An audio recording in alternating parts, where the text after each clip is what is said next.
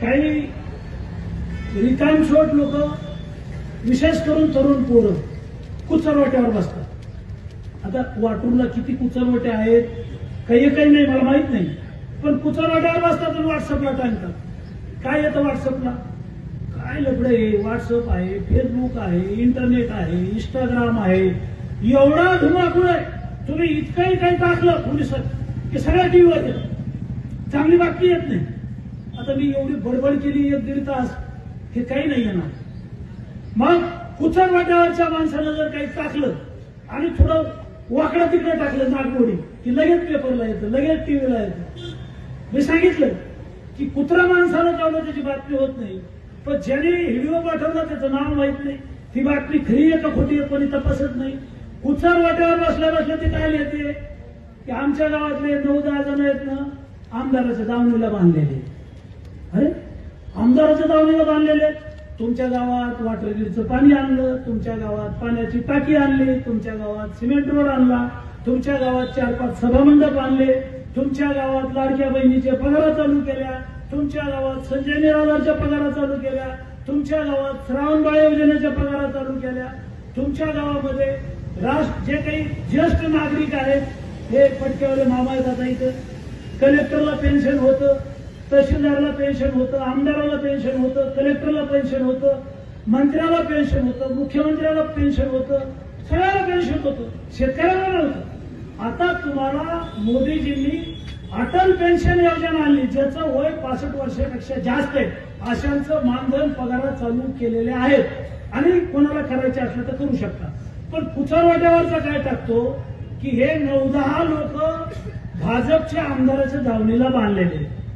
मग तालुक्यावर काय लिहितात की हे लोक देवेंद्र फडणवीसांचे अंधभक्त आहेत, हे नरेंद्र मोदीजींचे अंधभक्त आहेत। कोण लिहितं?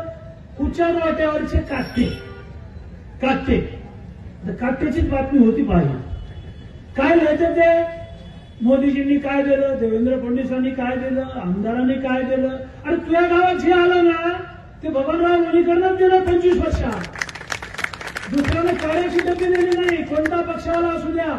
आणि कोणत्याही पक्षाच्या नेत्याला माझं आव्हान आहे, गावातल्या कोणत्याही सरपंचाला, जिल्हा परिषद सदस्याला, पंचायत समितीच्या सदस्याला, तुम्ही कोणत्याही पक्षाकडे जा तुमच्या आणि काड्याची डबी आणून दाखवा, नाहीतर झेंडूबामची बाटली आणून दाखवा डोक्याला लावायला। नाही आणू शकत तुम्ही। कशाचे पक्ष, कशाला धरून टाकलात पक्ष? पक्ष काय आहे? जो पक्ष आपल्याला हे सगळं देतो तो आपला पक्ष। काय जटायू पक्ष येतो आपल्या तालुक्यात, जटायू पक्ष आहेत। काय पक्ष आहेत? काय आणलं, काय दिलं, काय करणार आहेत? त्याला विचारा या मारुतीच्या पारावर आणि सांगा की आम्ही हे आणतो गावाला, आम्ही ते आणतो। ते करत नाहीत, ते म्हणजे अमुक नळग्याचा रोड उकरून काढा आणि त्याच्या बातम्या लावा, अमुक मनोहर खलोकरचा रोड उकरून काढा। आमचा काही संबंध नाही, ते कोणी माझे नातेवाईक नाही।